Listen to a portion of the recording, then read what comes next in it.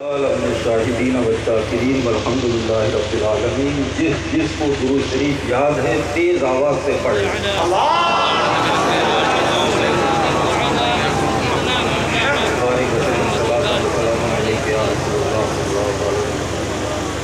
حضرات، ویسے فل شریف کا وقت ہو چکا ہے، لیکن میں یہ محسوس کر رہا ہوں کہ میرا ایک بار میں نے رعایت کی، 2 بار رعایت کی، لیکن یہ ایک دستور بن گیا ہے کہ میرا ٹائم ہی لے لیا جاتا ہے۔ فل کا ٹائم تھوڑا سا بڑھا دیں گے، لیکن آج ہم پیچھے نہیں ہیں۔ آپ کو یہ تو پتہ کرنا چاہیے کہ کس کا عرس ہے، کس ذات کا عرس ہے، کس اللہ کے ولی کا عرس ہے، جس میں ہم اور آپ یہاں پر حاضر ہو کر اس گرمی کو برداشت کر رہے ہیں، اپنی نیند کو قربان کیا، اپنے نرم گداز بستر کو چھوڑا، اپنی بستی کو چھوڑا، اور اتنا لمبا سفر کر کے اس بارگاہ میں پہنچے، تو ہمیں یہ تو معلوم ہونا چاہیے کہ ہم کس کے عرس میں آئے۔ تو اے لوگوں، یہ عرس ایک فرشتہ صفت انسان کا عرس ہے۔ سبحان اللہ، بے شک بے شک۔ یہ عرس اس ذات کا ہے کہ جس ذات کے بارے میں ان کے ہم عصر علماء فقہا کہا کرتے تھے، اگر اس دور میں کسی کو چاہیے کہ وہ زمین پر چلتا پھرتا فرشتہ دیکھ لے تو وہ میر عبدالواقف بلگرامی کے بیٹے میر طیب کو دیکھ لے۔ سبحان اللہ، سبحان اللہ۔ اسی مرد کامل کا عرس ہے جس کے بارے میں ان کے ہم عصر اولیاء کہا کرتے تھے۔ کیا کہتے تھے کہ میر طیب کو دیکھ کر ایسا محسوس ہوتا ہے کہ کربلا کے حضرت امام زین العابدین سینکڑوں کرامات کے ساتھ دوبارہ دنیا میں تشریف لے آئے۔ یہ اس مرد قلندر کا عرس ہے جس کے بارے میں ان کے وقت کے علماء، ان کے حرکات و سکنات، ان کی سیرت، ان کا قرب حاصل کرنے کے بعد یہ کہنے پہ مجبور ہو گئے تھے کہ آج زمین پر اگر رزق اترتا ہے تو میر طیب کے صدقے میں اترتا۔ اللہ اللہ، یہ اس ولی کامل کا عرس ہے، اور بظاہر وہ بھی ہم آپ جیسے تھے۔ ان کے 2 ہاتھ تھے، 2 پیر تھے، جیسے کہ ہمارے ہیں اور آپ کے۔ فرق اتنا ہے کہ ہمارا دل کچھ اور ہے، ان کا دل کچھ اور ہے۔ ہمارا دل دنیا میں لگا ہوا ہے، ان کا دل مدینے کی سنہری جالیوں میں لگا ہوا ہے۔ سبحان اللہ، سبحان اللہ، ماشاء اللہ۔ دنیا کو ٹھوکر مار دی تھی، دنیا ان کے پیچھے پیچھے چلتی ہوئی نظر آتی تھی۔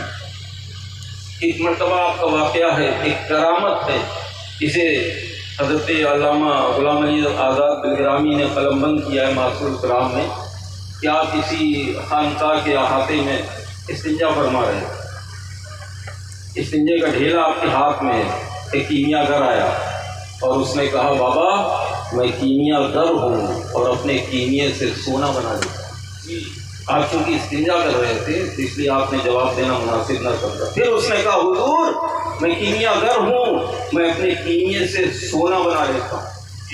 پھر آپ استنجا میں مشغول تھے، آپ نے کوئی اس کی بات کا نوٹس نہیں لیا، جواب نہیں دیا۔ پھر اس نے کہا کہ حضرت اگر آپ کہیں تو ہم اپنے کیمیے سے آپ کو سونا بنا کے دیں۔ آپ استنجے سے فارغ ہو چکے تھے، آپ کے ہاتھ میں وہ استنجے کا ڈھیلا مٹی کا تھا۔ آپ نے اس استنجے کو ڈھیلے کو لیا اور اس کی کیمیا گر کی طرف دیکھا اور ارشاد فرمایا، تو کیمیے سے سونا بنائے گا، فقیر تو استنجے کے ڈھیلے سے سونا بنائے گا۔ دیکھنے والوں نے دیکھا کہ جو تھوڑی دیر پہلے مٹی کا ڈھیلا تھا اب وہ مٹی کا نہیں بلکہ سونے کا ڈھیلا ہو گیا۔ ماشاء اللہ، ماشاء اللہ۔ کیا میسج دیا، کیا پیغام دیا کہ اے لوگوں تم دنیا کے پیچھے بھاگتے ہو، دنیا میرے پیچھے بھاگتی ہے۔ یہ اس مرد قلندر کا عرس پاک ہے جو استنجے کے ڈھیلے سے سونا بنا۔ آپ کا دوسرا واقعہ، دوسری کرامت تو آپ نے سنا ہوگا بارہا، وقت نہیں ہے جو لمبی چوڑی تقریر کی جائے آپ کے سامنے، کوئی گفتگو کی جائے۔ المختصر یوں سمجھیے کہ اللہ والوں کو اللہ نے جتنی طاقت دے رکھی ہے، اتنا پاورفل بنا رکھا ہے کہ اپنی زبان سے جو کہہ دیتے ہیں وہ ہوتا ہوا نظر آتا ہے۔ اس کی وجہ کیا ہے؟ اس کی وجہ یہ ہے کہ وہ دنیا کے پیچھے نہیں بھاگتے تھے، ان کے دل میں دنیا کا خوف نہیں، اگر خوف تھا تو اپنے رب کا خوف تھا۔ ان کے سینے میں دنیا دار کی محبت نہیں، اگر محبت تھی تو مدینے کے تاجدار کی محبت تھی، اللہ کا قرب انہیں حاصل تھا۔ خیر الغرض مختصر یوں سمجھیے یہ اسی مرد قلندر کا عرف ہے۔ آج کل ضروری باتیں ہیں کچھ، میں نے سوچا تھا آپ کے سامنے عرض کروں گا تاکہ اصلاح ہو۔ یہ جو سوشل میڈیا چل رہا ہے میرے بھائیوں، سوشل میڈیا، خاص کر یہ جو موبائل ہمارے چھوٹے موٹے مولویوں کے ہاتھ میں، ان سے بچو۔ ان کی کوئی تحریر آئے تو بغیر تصدیق کے اس پہ کوئی کمنٹ مت کرو۔ کیا بات کر رہا ہے؟ پہلے پڑھ دو، اس لیے کہ جیسا کہ ابھی میرے بڑے بھائی سید سعید میاں صاحب نے مدارس کے تعلق سے کہا کہ یہ اچک کے سند لے لیتے ہیں، یہ اسی طرح کے ہیں۔ کچھ کتابیں پڑھ لی، کچھ دن علماء کے پاس بیٹھ گئے، اس کے بعد انہیں سند مل گئی، اپنے گھر پہنچے، موبائل اٹھایا اور اپنے اکابروں پر تبصرہ کرنا شروع کر دیا۔ افسوس ہوتا ہے میرے بھائی کہ آج جنہیں آبدست کرنے کا طریقہ نہیں معلوم، وہ بڑے بڑے ولیوں، بڑے بڑے سادات کی شان میں گستاخیاں کرتے نظر آتے ہیں۔ یہ بھی اندازہ نہیں کہ ہماری آخرت کیسی ہوگی، ہمارا آخر کیا ہوگا۔ بس کسی نے کوئی کمنٹ ڈال دیا تو اس پہ دیکھیے، کسی نے کوئی تحریر ڈال دی تو اس کے نیچے کمنٹ دیکھیے کیسے کیسے آتے ہیں۔ آج دو فرقے تیار ہو رہے ہیں، ایک تو مولائی فرقہ جسے ہم لوگوں نے، دنیا داروں نے بنا رکھا ہے، ورنہ کوئی فرقہ نہیں، یہ سب ایک تھے۔ دو پارٹیشن میں بانٹ دیا گیا ہے، ایک طرف کر دیا گیا اہل بیت کو، دوسری طرف کر دیا گیا صحابہ اکرام خلفائے راشدین۔ میرے بھائیوں، تم اس وقت تک سچے مسلمان ہو ہی نہیں سکتے جب تک کہ تمہارے دونوں ہاتھوں میں دامن صحابہ اور دامن اہل بیت نہ ہو۔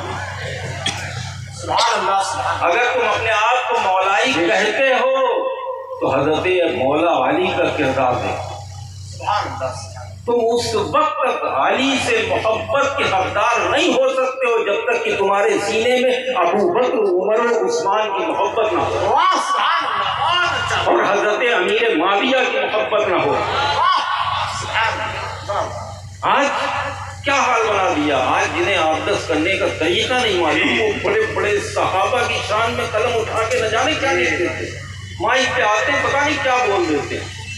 ایسے لوگوں سے بچو، ایسے لوگوں کے تحریر پر کمنٹس کرنے سے بچو، بلکہ ایسی اگر کوئی تحریر آئے تو فوراً اسے ڈیلیٹ کر دو، اس لیے کہ میرے آقا مصطفیٰ کریم کی سب کے سب غلام ہیں، چاہے وہ مولا علی ہو چاہے وہ صدیق اکبر، سب میرے آقا کے غلام ہیں۔ اور میرے آقا کے دور سے اس وقت تک جو ترتیب ہمیں دی گئی ہے ہمیں اسی پہ قائم رہنا ہے کہ دمادم مست قلندر ابو بکر دا پہلا نمبر، ماشاءاللہ۔ دمادم مست قلندر عمر دا دوجا نمبر، اور دمادم مست قلندر عثمان دا تیجا نمبر، دمادم مست قلندر علی دا چوتھا نمبر۔ سبحان اللہ، سبحان اللہ۔ علی ہمارے آقا، بے شک، بے شک۔ علی ہمارے باپ، علی علم کا دروازہ، لیکن علی نے جن سے محبت کی ہے ان سے ہمیں محبت کرنا ہے۔ بہت اچھا۔ علی نے جن کا احترام کیا ہے ان کا ہمیں بھی احترام کرنا ہے۔ اگر ان کی شان میں ادنا سی بھی گستاخی ہو گئی تو سب سے پہلا کوڑا اگر ہمارے پڑے گا تو وہ کسی اور کا نہیں، مولا علی کا کوڑا ہوگا۔ اور یہی تو مسلک اعلیٰ حضرت، مسلک اعلیٰ حضرت کوئی نیا مسلک نہیں ہے، بلکہ صحابہ اور اہل بیت کو جوڑنے کا نام مسلک اعلیٰ حضرت ہے۔ اگر ہمیں علی سے محبت ہے تو ہمیں امیر معاویہ سے محبت کرنی ہوگی، اور اگر ہمیں ابو بکر سے محبت ہے تو مولا علی سے محبت کرنی ہوگی، اس لیے کہ میرے آقا کے 4 یار ہیں، ایک سے بغض، باقی سے محبت۔ جس سے بغض رکھو گے باقی کے صحابہ اسی سے کہہ کے تمہارے اوپر کوڑا چلوائیں۔ تو ہمیں چاہیے کہ علی سے بھی محبت کریں، ابو بکر عمر عثمان سے بھی محبت کریں، جو خطبے میں پڑھا جاتا ہے ترتیب وائز اسی طرح ہم سب کا احترام کریں۔ آج کے اس پرفتن دور میں میرے بھائیوں اس قوم کا کیا حال ہو رہا ہے، دن بدن جو آتا ہے اپنی روٹی سیک کے نکل جاتا ہے، قوم کہاں جا رہی ہے اس کی کوئی پرواہ نہیں، ہمیں کوئی فرق نہیں پڑتا کہ قوم کا کیا حال ہو رہا ہے۔ قوم جس نے کچھ نہیں پڑھا ہے، آپ نے جیسا اسے سمجھا دیا وہ ویسے ہی 2-4 باتیں آگے بڑھا کے وہ باہر جا کے چلائے گا۔ تو میرے بھائیوں صحابہ سے بھی محبت کرو اور علی سے بھی محبت کرو، ان دونوں سے محبت کرنے کا نام ہی مسلک اعلیٰ حضرت۔ اعلیٰ حضرت کو آپ لوگ مانتے ہوں گے تو اپنے حساب سے مانتے ہوں گے، لیکن ہم مانتے ہیں اس لیے کہ اعلیٰ حضرت سرکار کا یہ فرض ہے ہمارے اوپر، یہ احسان ہے۔ ہم کیا، ہماری آنے والی نسلیں اعلیٰ حضرت کو مانتی رہیں گی اور انہیں اپنے سر کا تاج بناتی رہیں گی۔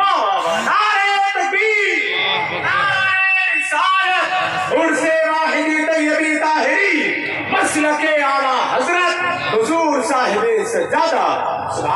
بس فرق اتنا ہے کہ ہم دکان نہیں چلاتے، فرق اتنا ہے کہ ہم یہ اعلان نہیں کرتے ہیں کہ لوگ مسلک اعلیٰ حضرت کے نام سے اپنی دکانیں چلا رہے ہیں۔ دل سے مانتا ہوں آپ کے اوپر احسان ہو یا نہ ہو، میرے اوپر میری خانقاہ پر سرکار اعلیٰ حضرت کا احسان ہے۔ سبحان اللہ۔ نہ جانے کتنے کتنے شاعر آئے، نہ جانے کیسے کیسے میر و غالب آئے، قلم اٹھا کے دیکھیے جب لکھا، جس دور میں لکھا پڑھا گیا لوگوں نے بہت پسند کیا، لیکن خدا کی قسم اعلیٰ حضرت نے کب لکھا تھا آج پسند کیا جائے گا اور صبح قیامت تک پسند کیا جائے گا۔ اس کی وجہ یہ ہے کہ اور لکھنے والے اپنے من سے لکھا کرتے تھے، لیکن جب سرکار اعلیٰ حضرت کا قلم چلتا تھا تو نبی کے اشارے پہ چلتا تھا۔ بہت اچھا، نہ جانے کتنوں نے منقبتیں پڑھی بلگرام شریف پر، جی ماشاء اللہ، نہ جانے کتنوں نے منقبتیں پڑھی، لیکن ان کی منقبتیں 1-2 عرص تک چلی، اس کے بعد ختم۔ کیا آپ بات بھی بھول گئے، ہم بھی بھول گئے۔ جی، اعلیٰ حضرت نے نہ جانے کب لکھ دیا تھا کہ اللہ اللہ عزو شان، ہمارے اوپر احسان ہے، ہم فخر سے کہتے ہیں کہ اعلیٰ حضرت کا ہم پر بھی احسان ہے، ہماری خانقاہ پہ بھی احسان ہے۔ سبحان اللہ، سبحان اللہ۔ کہ ایسا شعر لکھ دیا ہے جس کی چمک نہ آج تک ختم ہوئی ہے نہ صبح قیامت سبحان تک۔ اللہ۔ تمام اشعار پڑھے جاتے ہیں، جس اسٹیج پہ جاتا ہوں میرے بھائی کوئی ایسا اسٹیج شاید ہی ہو کہ میرے پہنچنے کے بعد یہ شعر نہ پڑھا جاتا، تو یہ اعلیٰ حضرت کا احسان نہیں تو کیا؟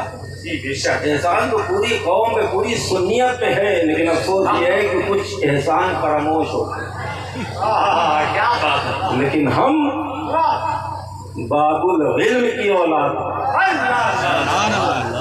اصلی نسلی، ہم کسی کے احسان کو فراموش نہیں کر سکتے، ہم اس کا بدلہ دینے کے لیے تیار ہیں، اور بدلہ اس انداز میں دیں گے کہ میرے مریدوں جب تک زندہ رہنا مسلک اعلیٰ حضرت پر قائم رہنا۔ پورا مجمع ہاتھوں کو اٹھا کر جواب دے، نعرہ رسالت، عرس واحدی طیبی طاہری، مسلک اعلیٰ حضرت، عشق و محبت، عشق و محبت، حضور صاحب سجادہ، سیدی سرکار صاحب ملت۔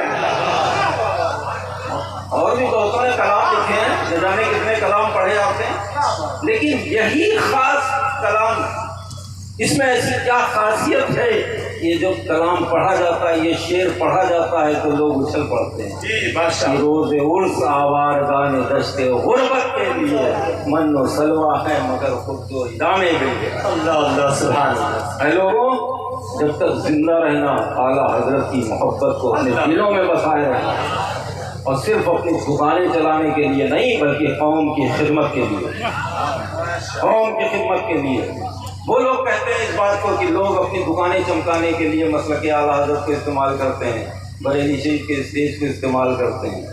افسوس تو اس بات کا ہے جو کرتے ہیں وہی اعلان کرتے ہیں۔